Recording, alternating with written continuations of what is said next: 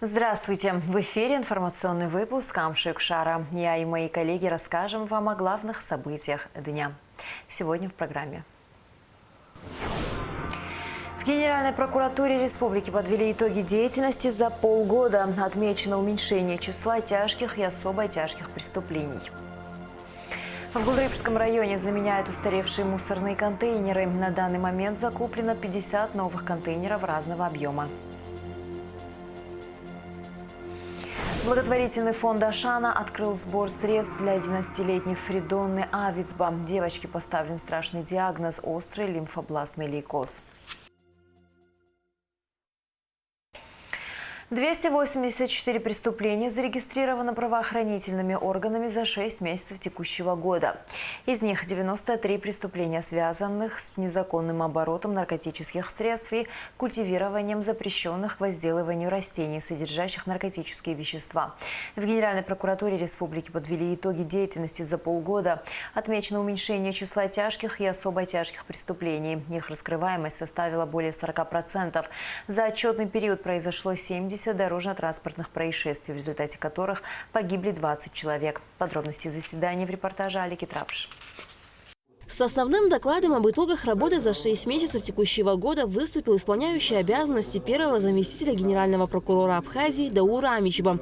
Так, за отчетный период выявлено 101 нарушение законодательства республики, когда за аналогичный период прошлого года 153. В целях устранения нарушений внесено 46 представлений. По результатам рассмотрения к дисциплинарной ответственности привлечено 4 человека, к административной – 14. Для принятия процессуального решения в Следственное управление Генпрокуратуры направлен один материал проверки. Мерами прокурорского реагирования бюджету организациям возмещено более 26 миллионов рублей. Примерно та же цифра, более 28 миллионов, было возмещено за аналогичный период прошлого года. Управление по надзору за исполнением законодательства Республики Абхазия Генеральной прокуратуры в отчетный период проведены 2 плановые проверки. Проверка исполнения бюджетного и налогового законодательства Республики Абхазия получателями бюджетных средств при реализации инвестиционных программ содействия социально-экономическому развитию Республики Абхазия за период с 2020 по 2023 год проведены на 4 объектах строительства, включающих в инвестпрограмму содействия социально-экономическому развитию Абхазии. В настоящее время в нарушение закона Республики Абхазия о противодействии коррупции, согласно которому госорганы и госорганизации в порядке, установленном законодательством Республики Абхазия, обязаны проводить открытые конкурсы или аукционы для принятия решения о привлечении юрлиц или индивидуальных предпринимателей к реализации государственных программ и госзаказов.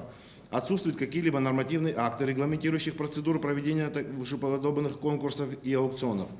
Соответственно, в рамках реализации инвестпрограммы содействия социально-экономическому развитию Абхазии на соответствующие года конкурсы на проведение работы не проводились. Указанные нарушения по итогам проверки нашли отражение в соответствующих актах прокурорского реагирования с требованием обязательства органов Государственного управления Республики Абхазия, участвующих в реализации инвестпрограммы социально-экономическому развитию Республики Абхазия, осуществлять возложенные на них функции в соответствии с постановлением Кабмина. Также в рамках проверки выявлены задолженности исполнителей работ по уплате налоговых платежей в бюджет и внебюджетные фонды. Мерами прокурорского реагирования погашена сумма задолженности по налоговым платежам в размере более 441 тысячи рублей. За 6 месяцев правоохранительными органами зарегистрировано 284 преступления, что на 38 меньше, чем за аналогичный период прошлого года. Даур Амичба также отметил уменьшение количества тяжких и особо тяжких преступлений – 96 единиц из общего числа зарегистрированных преступлений. Их раскрываемость составила 46%. Значительную долю в структуре массива зарегистрированных преступлений продолжают оставлять незаконный оборот наркотиков, кражи и незаконный оборот оружия. За первое полугодие 2024 года зарегистрировано 93 преступления, связанных с незаконным оборотом наркотических средств, культивированием запрещенных к возделыванию растений, содержащих наркотические вещества, что составляет более 32% от общего числа зарегистрированных преступлений. 42 кражи, что составляет более 14%, из них раскрыты 10.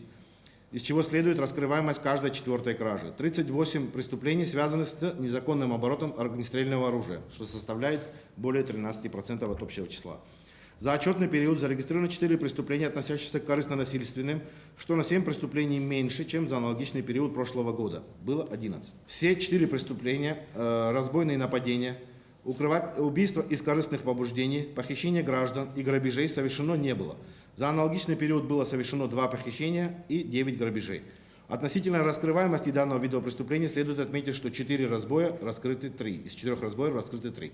Продолжает оставаться сложная ситуация с незаконным оборотом и немедицинским потреблением наркотических средств, психотропных и сильнодействующих веществ. В отчетном периоде зарегистрировано 93 преступления данной категории, что на 18 единиц меньше, чем за аналогичный период 2023 года. Что касается ситуации с ДТП, то за 6 месяцев в республике произошло 70 дорожно-транспортных происшествий, в результате которых погибли 20 человек.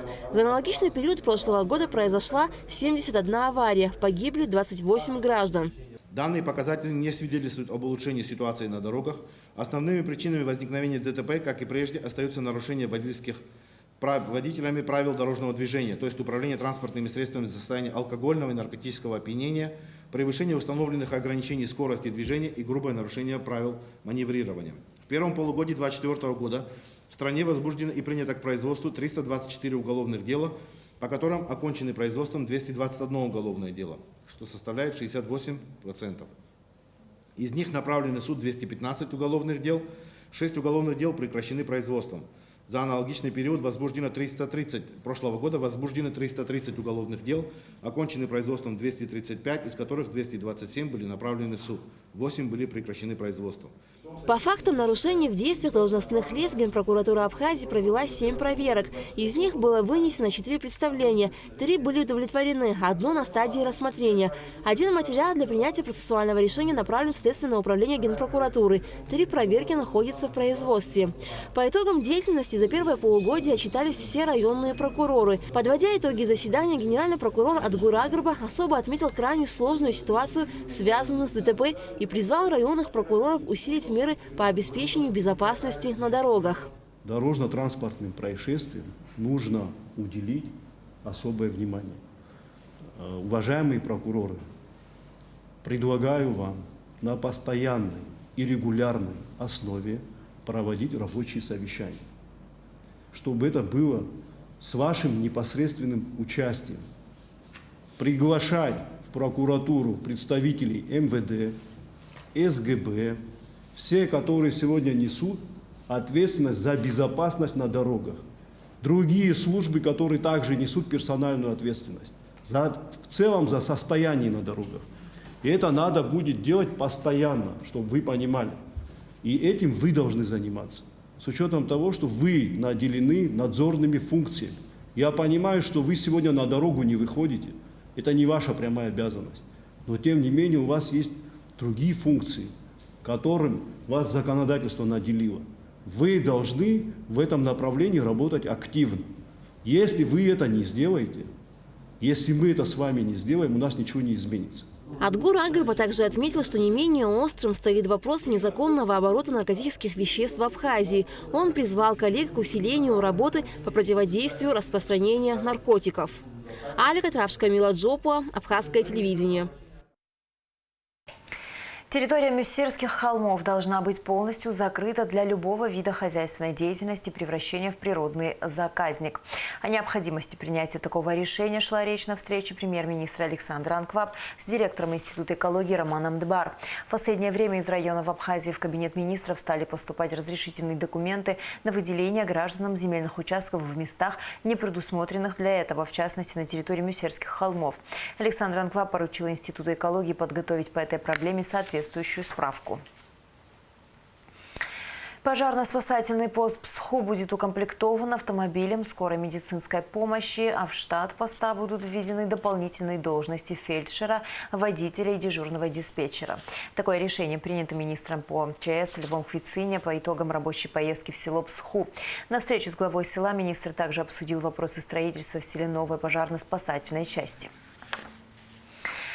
9 водителей, управлявших транспортным средством в состоянии алкогольного или наркотического опьянения, выявили сотрудники госавтоинспекции в ходе усиленного рейда 29 июля. Житель Гагрского района привлечен к ответственности за грубое нарушение ПДД. Репортаж пресс-службы МВД. 9 водителей, управлявших транспортным средством в состоянии алкогольного и наркотического опьянения, выявили сотрудники госавтоинспекции в ходе рейдового мероприятия 29 июля. Рейд начался с усиленного патрулирования экипажами ДПС улиц города Сухуми и прилегающих территорий. Сотрудники останавливают подозрительные автомобили, а также те, которые пренебрегают правилами дорожного движения, нарушают скоростной режим, проезжают на запрещающий сигнал светофора, создают помеху при движении. Особое внимание милиционеры уделяют водителям, нарушающим нормы тонирования ветровых стекол машин. Глухая тонировка, которая пользуется большой популярностью у обывателей, порой оказывается губительным фактором при ДТП, особенно в ночное время. По поручению заместителя министра внутренних дел полковника милиции Беслана Чкадо усилена работа по охране общественного порядка и общественной безопасности в местах массового пребывания туристов и жителей Абхазии. Нередко водители после отдыха в общественных заведениях позволяют себе садиться за руль в нетрезвом состоянии. В этой связи личному составу поручено работать на предупреждение подобных правонарушений. Рейды 29 июля длились до поздней ночи. Всего составлено 266 протоколов по факту нарушения правил дорожного движения. 9 водителей привлечены к административной ответственности за управление автомобилем в нетрезвом состоянии. Все автомобили отправлены на штрафстоянку сроком на 1 месяц. Не секрет, что автомобиль, как и проезжая часть, является источником повышенной опасности. Чтобы безопасно пользоваться автотранспортом, необходимо соблюдать правила дорожного движения. Однако находятся такие автолюбители, которые помимо нарушения правил дорожного движения устраивают гонки на дорогах. Так, сотрудники госавтоинспекции Абхазии привлекли к ответственности дрифтера из Гагры. Личность лихача милиционеры установили по видеозаписи в социальных сетях. Качканян Артур Арминакович, 1998 года рождения, находясь за рулем автомобиля БМВ, грубо нарушал правила дорожного движения, создавая угрозу безопасности другим участникам дорожного движения. Навертеть чуть-чуть.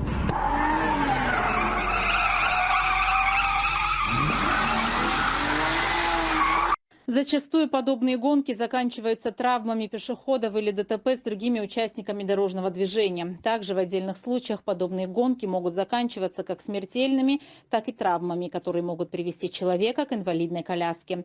В некоторых подобных авариях погибают сами водители и их пассажиры. Это и стало предметом разговора приглашенных в управление ГАИ Качканяна и его отца, блогера. На дорогах общего пользования, независимо от времени суток, каждый должен действовать в соответствии с правилами дорожного движения. Любители дрифта на проезжей части – нарушители, которые создают аварийные ситуации на дороге, которые порой приводят к дорожно-транспортным происшествиям. Вы намеренно совершаете действия, из-за которых может пострадать здоровье окружающих. Порой вы подвергаете опасности их жизнь, подчеркнул в Рио начальника УГАИ Дами Авицба. На гражданина Качканян составлен административный протокол. Согласно регламенту, его обязали сдать экзамен на знание ПДД, который Армен Качканян завалил, ответив всего на 9 вопросов из 20. Его автомобиль отправлен на штрафстоянку сроком на 1 месяц. Сотрудник УГАИ напоминает водителям об усиленном контроле за дрифтерами, которые пренебрегают правилами дорожного движения, рискуя не только своей жизнью, но и жизнью других.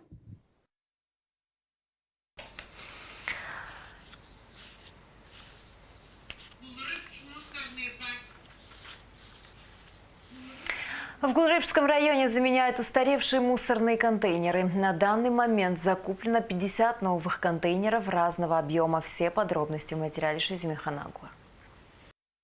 Мусорные контейнеры играют важную роль в поддержании чистоты городских территорий. Они предназначены для сбора и хранения отходов, предотвращая их разброс по улицам и площадям. Контейнеры, размещенные в удобных и доступных местах, способствуют формированию культуры утилизации и облегчают процесс сбора мусора. Гулрыбш модернизирует систему сбора бытовых отходов. В районе осуществляется замена устаревших контейнеров на новые. На начальном этапе закуплено 40 современных однокубовых и 10 8-кубовых контейнеров. Их приобретение обусловлено возникновением стихийных свалок строительного мусора на старых площадках с 10-кубовыми контейнерами. Раньше стояли большие контейнера, но они собирают слишком большое количество мусора вокруг. Там некоторые люди не доходят, как-то так выбрасывают, и образуется скопление большого мусора. Мы это своевременно всегда, по мере возможности, сколько успеваем, так и убираем. Но практически всегда все чисто. Но для чего мы приобрели однокубовые? Чтобы взять уже вот те старые контейнера, которые были 10-кубовые, да, в Агудзере, вот тут у нас на районе и в других вообще районах, чтобы это все поставить, убрать все это старое, чтобы было их всех закрыть. В некоторых местах мы будем закрывать, в некоторых местах они будут с крышкой, чтобы человек подошел, там аккуратно открыл, положил мусор, закрыл. Открытые контейнеры большого объема привлекают домашний скот, что приводит к разбрасыванию мусора и создает опасность для животных. Новые контейнеры оснащены крышками для предотвращения этих проблем. При необходимости будут смонтированы крытые контейнерные площадки. Однокубовые баки будут установлены как на замену старым, так и в новых местах, где ранее сбор мусора не производился. Лошади, коровы, они залезают в эти 10-кубов, выкидывают с них мусор и образуется вот загрязнение. Чтобы это все предотвратить, пришли к решению к такому, что надо приобрести кубовые, как в Сухуми это сделано, как в Гагре, в Афоне, в других городах, в Кальском районе, в Ачамчирском районе, вот я был, наблюдал, и в Кальском был, наблюдал, и вообще, в принципе, смотрю, и пришел к тому, что в нашем районе тоже надо прийти к такому, что поставить однокубовые контейнера для того, чтобы было намного чище стало, в принципе, и это намного удобнее. Но для этого мы в скором времени, надеюсь, приобретем мусорную машину для того, чтобы у нас есть одна, но она старого поколения. Нам нужна уже нового поколения машина. Мусор вывозят ежедневно. Однако текущая техника справляется с трудом. Мусоровозы старого образца не уплотняют отходы, что снижает эффективность использования объема машины. При уплотнении одна машина может вместить на 40% больше мусора. Администрация планирует приобретение современной спецтехники с модулем загрузки контейнеров и механизмом уплотнения для повышения эффективности уборки. Одна машина 8-кубовая обслуживает и 2 машины 10-кубовые старые. Ну, вообще они уже машины старые, контейнера тоже очень старые. Надеемся, что в скором времени мы их заменим более новые машины. А есть точки, где не установлены вообще в принципе мусорные контейнеры, потому что это как услуга, и гражданин должен оплачивать услуги там, в месяц порядка, по-моему, 33 рубля, что-то такое с человека. Есть где люди там как бы тогда не сошлись с мнением или не хотели платить. И в этих местах были не установлены контейнера, потому что мы не можем просто взять и ставить. То есть мы сперва заключаем там с большим домом договор с ними, со всеми, что вот эта квартира, эти квартиры, все они оплачивают коммунальные услуги, и в том случае устанавливаются контейнеры. Вот в чем разница кубовых. Там машина, ты в нее забрасываешь мусор, она его прессует. А здесь машина подъехала, просто подняла там даже 8-кубовый контейнер, на себя загрузила, и она должна поехать на свалку, это порядка 12 километров отсюда. Выгрузить, вернуться, поехать на другое место, там поставить чистый контейнер, взять другой и ту же процедуру повторить. И то есть на это уходит очень много времени. Из-за этого я пришел, мы все вот посовещались, пришли к тому, что поставим кубовые везде. Закупим автомобили, если все получится у нас. И они также будут себя собирать утром рано, прессовать, все вывозить на свалку, выбрасывать и вечером 2 раза в день. При успешной реализации проекта, помимо закупки новой коммунальной техники, администрация намерена приобрести дополнительно порядка 100 контейнеров. Шазина Ханагуа, Сергей Каджая, Абхазское телевидение. Благотворительный фонд «Ашана» открыл сбор средств для 11-летней Фридоны Авицба. Девочке поставлен страшный диагноз – острый лимфобластный лейкоз. Стоимость лечения составляет более 25 миллионов рублей. Это курсы химиотерапии и трансплантация костного мозга. С представителями фонда встретилась наш корреспондент Ульяна Рожкова. Как же дорого здоровье в наше время, и жизнь прекрасной, счастливой семьи может измениться в один миг. Несправедливо и безжалостно судьба обошлась с маленькой девочкой Фридоной Авицба. Ничего не предвещало беды до 5 июня 2024 года, когда в многодетную семью Авицба пришел страшный диагноз – острый лимфобластный лейкоз.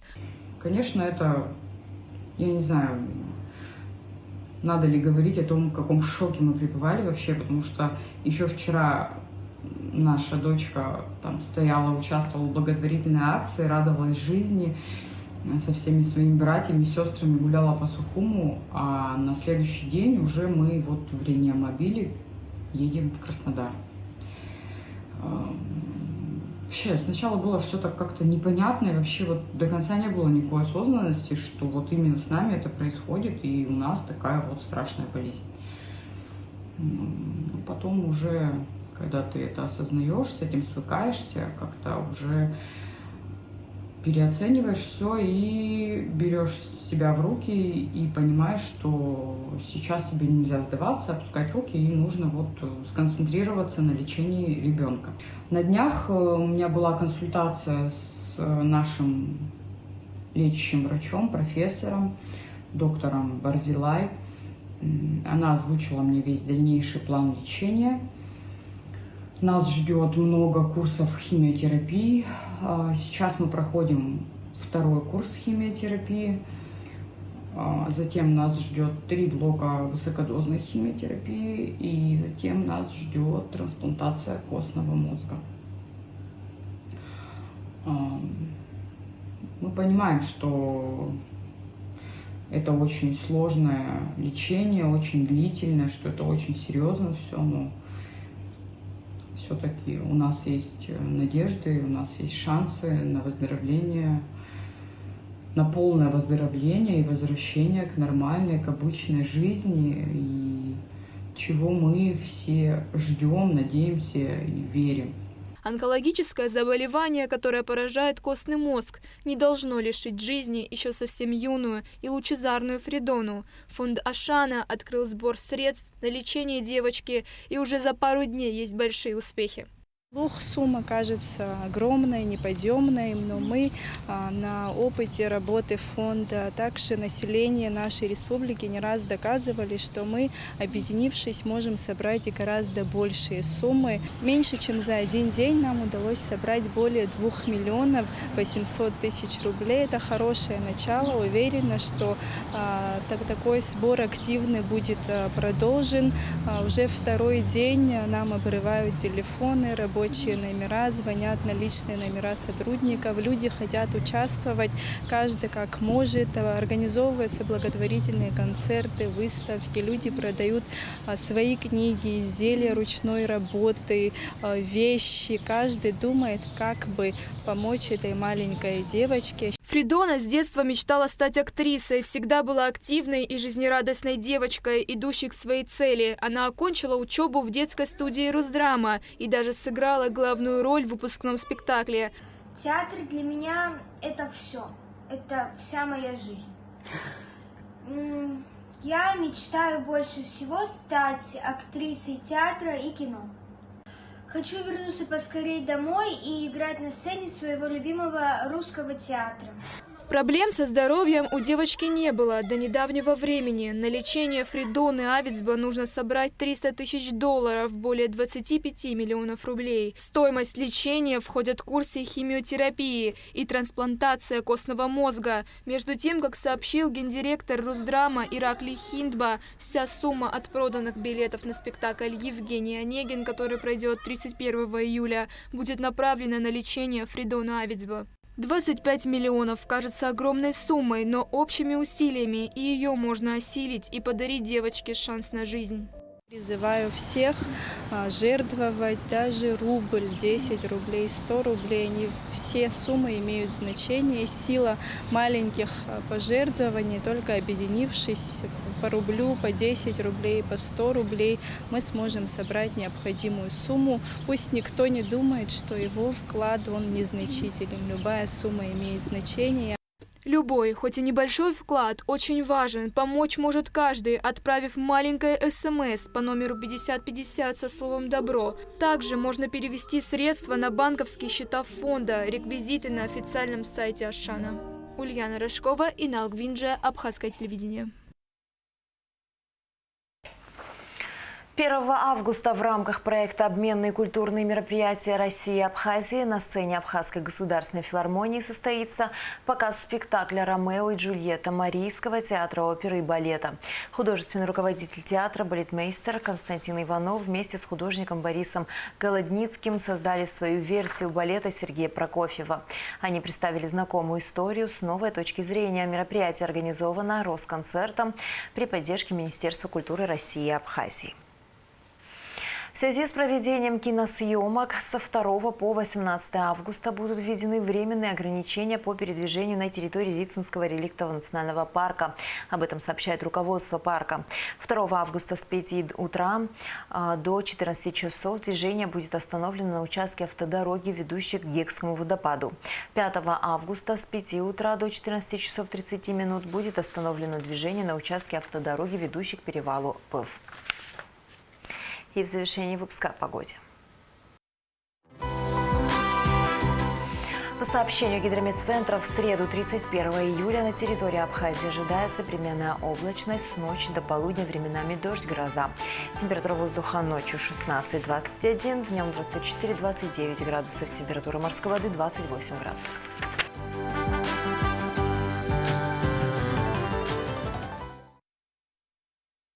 На этом наш выпуск завершен. До скорых встреч в эфире.